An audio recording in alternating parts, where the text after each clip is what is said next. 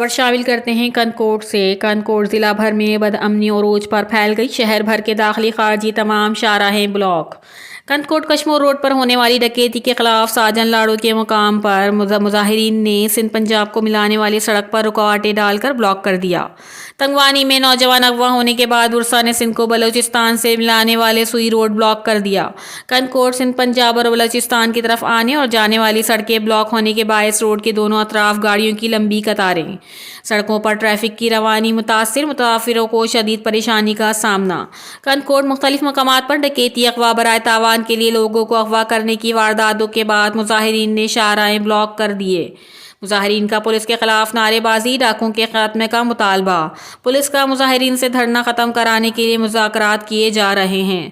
Reporter Ramesh Lal, CCN news, کنکوٹ۔